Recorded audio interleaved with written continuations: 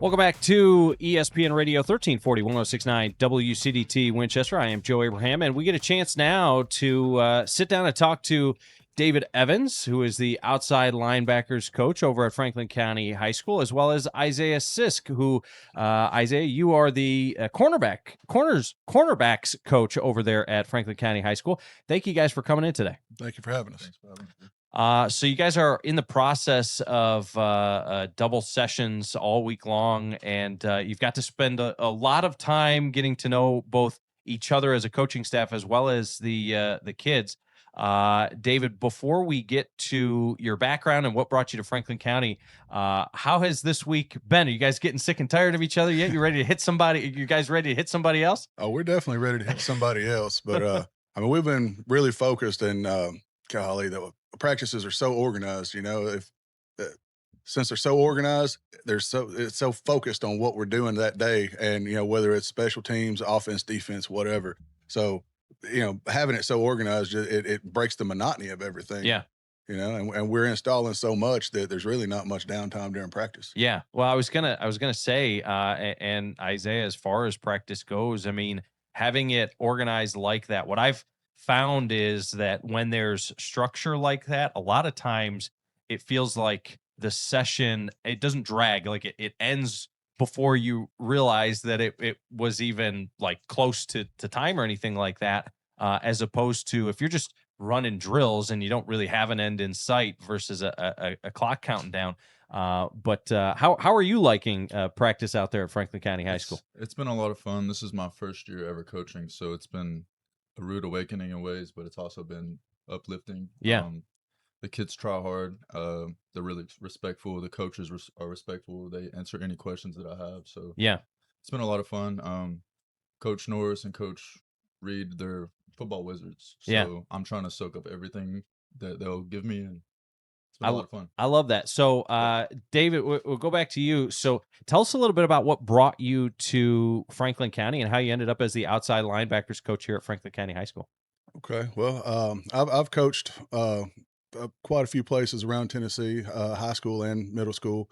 I've been offense coordinator, defense coordinator, head coach, and I was at Harris Middle School for the last 5 years, and built a pretty strong program over there. It was just it was time to go, and whenever I was looking around, I saw that these positions were open, and I mean, we've got 10 coaches in the building. That is impressive at any school. Yeah. But I'm over the years, I've known some people that have taught at Franklin County High School, and just, you know, in passing, they were telling me how, you know, the kids are, you know, they are a certain way, and you know, that was really positive, and then the administration really backs up teachers. And, you know, just in the back of my mind, I was like, man, someday it would be nice to go over there. Yeah. And the opportunity just presented itself, and you know, it all worked out so fast. I was kind of surprised. Yeah. Yeah. And then Isaiah, you mentioned this being your first year. You're pretty familiar with the program, though, a little bit. Oh yeah. Well, tell folks about, if they don't know who you are, tell them a little bit about your background. I played here in 2020. I graduated in 2020. Played quarterback and safety for Coach Matt McCurry. Yeah. Went to college, went to University of Cumberland, played there for 3 years. Decided to give it up, you know, when it's time, you know. Yeah. So wanted to finish my degree, went to MTSU, closer to home, be closer to family. And I knew I wanted to get back to football. So football has always been the first love. So yeah. What made you want to get into coaching? Is it just that passion for the game of football? Yeah. Also, I want to be a positive influence on the younger generation. I want to help kids achieve their goals. I feel like I didn't have as much help maybe from a coach to get scholarship and stuff, and I feel like I have the knowledge to help kids get to the next level if that's what they want. Well, let me ask you guys this much, because you mentioned the 10 coaches on staff, David, and I know that was a big part of the goal here with Coach Reed coming back in, was not just bringing in a bunch of guys, but bringing in quality guys. But how does having that many coaches, kind of that ratio from player to coach, how does it help you better serve the younger athletes? All right. Well, first off, we only coach one side of the ball. So we have defensive coaches and offensive coaches. So when the varsity players, when they go to defense, the JV guys go to offense. And then halfway through practice, you know, we'll switch it up, and then the JV will go to defense, and varsity goes to offense. And by doing that, we all get quality time with each of our position groups. So we don't have to say, okay, today we're only going to do offense, and then we all have a position on offense, or today we're only going to do defense, and we all have a position on that. I only do outside backers here. And it's phenomenal because every time I talk to my guys, we're doing outside linebacker stuff, and we're working on their craft and making them better at what they do. Right. And then, they will go to offense, but then I get the varsity guys or I get the JV guys. And either way, we're working on what we do. Yeah. That's spectacular. And that's, it's things like that, when we look back on the past, even, when I was coming up and playing and things like that, you don't realize how big of an effect that can have. But the time that you spend with those guys, if it's 125 practices a year, I mean, that adds up over time. And especially over the course of 4 years. And next thing you know, you're sending guys off to play at the next level like Isaiah got to. And so as far as looking at the outside backers, David, when you're looking at these guys, what are some of the attributes that you want from these guys? And the game has changed, obviously, in recent years. You got to be able to play in space and things like that more. And from an outside backer position, there's a lot more pass coverage involved. Mm-hmm. But I guess what attributes are you looking for in your guys? Well, obviously, bigger, stronger, faster is always a good thing. Yeah. But they've got to have athleticism. They've got to be able to play in space. But with outside backers, if there's a tight end, we've got to be up on the line, and we've got to be, in the trenches with those guys. So, some people say that we're tweeners, because we're playing out in space, but we also play up on the line. But it's not that we're not big enough to be on the line, or we're too small to be, whatever. The thing is, we've got to be good at both. Yeah. And it's not, one or the other. Like, we just have to be good at both, and we've got to be athletic enough. But the real difference, though, is we've got to be intelligent enough, because we've got to know the coverages, but we also have to know the blitzes. We've got to know when we're up on the line. And, in some of our packages on defense, we put our hand in the dirt, and we're a fourth lineman. We're like a defensive end. Yeah. So, there's a lot of stuff to take in, knowledge wise, but then it's not just knowing it. We have to apply it, and we have to do it quick, because with the way the offenses go no huddle, and the way that we like to have tempo, especially Coach Reed on offense, because we go against each other during practice. Yeah. They go up tempo a lot. They go fast. So it's not just that we have to recognize stuff. We have to recognize it fast. We have to react to it, and we've got to get lined up correctly. And it all has to be done really quickly. Yeah. Yeah. It's one of the things. So I've got a son who's 7th grader. And honestly, his mentality is that of a defensive end, where he's just, man, he's mean. He gets upfield, he attacks. But he's really built more like an outside linebacker. He's too small to be, really to be a defensive end at this point in time. But per what you were just talking about, he does not process things quickly enough to be an outside backer. And so while we talk about the physical game, the mental aspect of it is so important. And young kids will spend time, they'll be working on their 40s and working on this and working on that. But that's one of the things that is really hard to coach, because or really hard for them to learn outside of actual playing and practicing, is because unless you're in it, practice, like seeing it happen, reps is the best experience that you can get.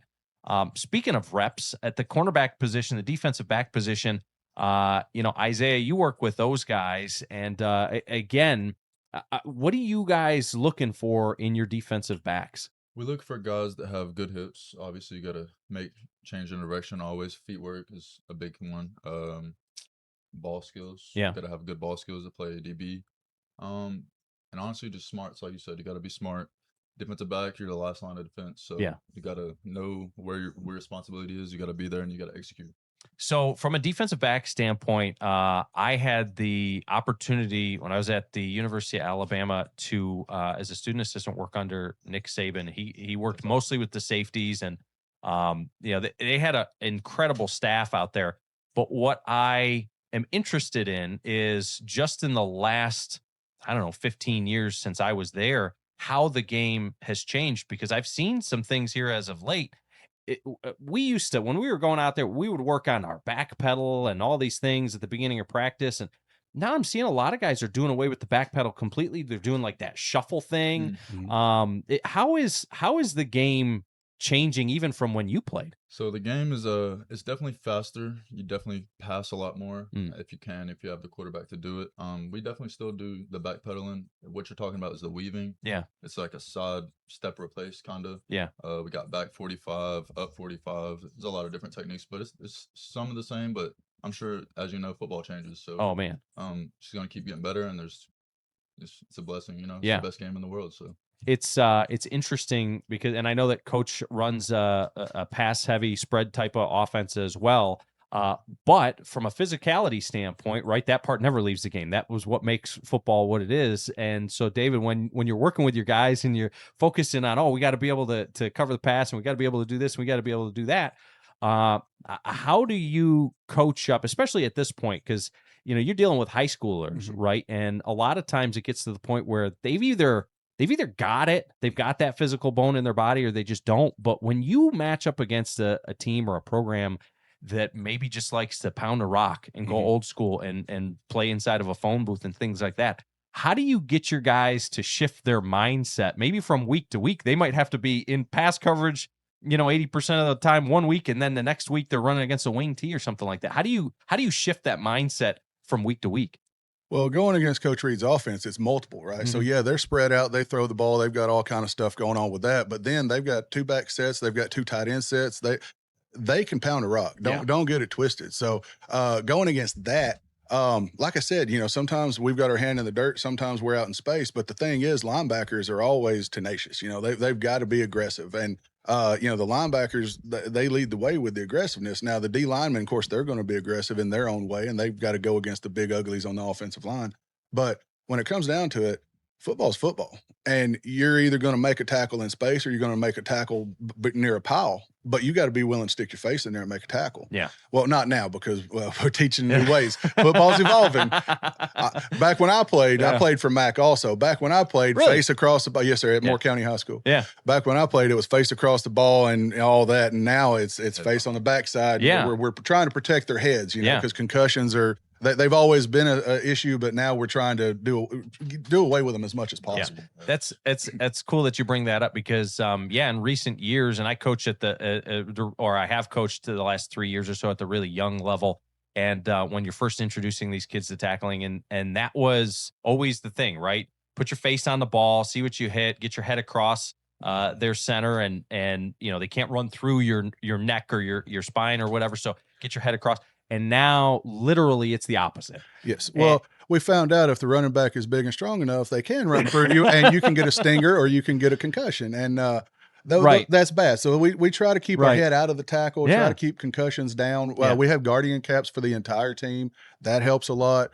And, teaching good fundamentals, same shoulder, same foot, just trying to do things the right way. And that way, whenever they are in the game and we drill it enough, we drill it. When they do it in the game, it's just second nature. They don't have to think about it. They're not hesitant, and whenever they're going full speed and they're just playing because we've drilled it into them so much and they have good form, good technique, it's one of those things where they're having fun at that point. They're not thinking so much. And back to the point about, if they want to pound the rock, how are we going to get that mindset? Well, we like to stop the run. That's a challenge for us. And just because they're going to be physical doesn't mean we can't be physical. Yeah. And we play against Coach, we've got a tight end on our team. He's massive. You know, like 6'5", 230, something like that.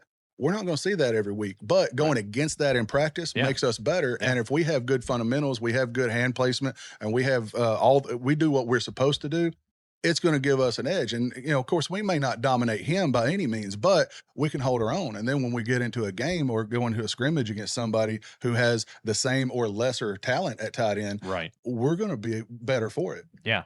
As far as the defensive backfield goes, it's tough, right, to be in coverage and, not get called for penalties and things like that. And you got to be very athletic. And you've talked about the hips and things like that, Isaiah. But when you look at your group of defenders that you've got currently, one of the things that I always consider is, are they athletic enough to really play man coverage as needed? As far as your group goes, do you think that we are athletic enough to play man on some teams? Are we going to be in zone a lot? Like, where are we at defensively in the back end? We have talented kids. It's whatever Coach Norris is feeling. It's his defense. He calls it the way he wants. And Yeah. if we're game planning the team, he feels like man's better, we're gonna run man. But if it's zone, he's gonna stick with zone. So Is that more scheme based or scheme based, yeah? yes, sir. So Yeah. and so really, and I guess this question is for both of you guys as well. And I've asked this to some of the other coaches that we've talked to now is from an athlete standpoint, where do we measure up? Do you feel like we have the athletes to compete at a high level right now on this roster today? We definitely do. The problem is depth. Like our starters, I'd put them against almost anybody in the state. But the problem is if somebody goes down or, rolls an ankle or something, Right. hopefully nothing serious, but our depth is not there. Yeah. And, we had a lot of kids that left the team over the last couple of years, and we're trying to get that back. So Right. Our starters, I feel confident with. And our backups, of course, we're working with them as much as we can. But I think what's going to happen is if we have success this year, there's going to be a lot of talent in the hallways that wants to come out and join. Yeah. And that's going to help a lot. I'm a firm believer that depending on, and regardless of how many games we win this year, depth may become an issue late in games and things like that, as well as late in the season. But regardless, when we show up in the first couple of quarters, we are going to be as good a coach team as we'll see on our schedule. And that goes back to not just the number of coaches, but the qualities that you guys bring to the table, and just how good you are and the amount of time that you're getting to spend with these kids. And so I really appreciate that. And I really appreciate the work that you guys alongside Coach Reed have done. As far as Coach Reed and the rest of the staff goes, how have you guys both gelled with the coaching staff? I'll start with you, Isaiah. I think it's been fun. There's a lot of different personalities. As y'all know, some are from Utah, some from California, Texas. Some old, some young. Some old, some young. So I feel like we all have different personalities and we all gel well together. We all have the same mission. Yeah. And that's bringing FC football back to relevance. So I love that. Yeah. And what about you, David? We're the only two from Tennessee. So, no, seriously, it's been great. So everybody's got their own personality, and we're all getting along great. You know, it's kind of weird. It's like whenever you come together at camp and everybody's kind of, sharing experiences and talking about what they've done, where they've been, and all that. Nobody's bragging. Nobody has an ego. We're just all focused on helping the team get better and helping make these boys into young men. And the football aspect is coming along, but it's almost secondary, like we're trying to promote the right things, but by coaching football, we're coaching it the right way. Yeah. And the progress is just stunning. Like where they were at the beginning of June and where we've come since then, just in the weight room is phenomenal. Yeah. Their attitude has changed. They're holding themselves higher, like they've got more pride in themselves. Right. And it's nothing like we're not telling them, hey, be proud of yourself. They just are because they've accomplished so much. Right. We have high standards for them and they're reaching them and they feel good about themselves. Yeah. Well, that's tremendous. And I personally can see and feel the culture both around the program and really around the school and the district changing. And I think that a lot of that goes back to the work that you guys are putting in. So again, thank you very much for the work that you're doing and the leadership that you're providing those boys. Again, David Evans, the outside linebackers coach over at Franklin County High School, and Isaiah Sisk, coaching the linebackers. Thank you guys for coming in and joining us for a few minutes this morning. Thank you for having us. All right, we'll be back on the other side with more. This is ESPN Radio 1340 1069 WCDT Winchester.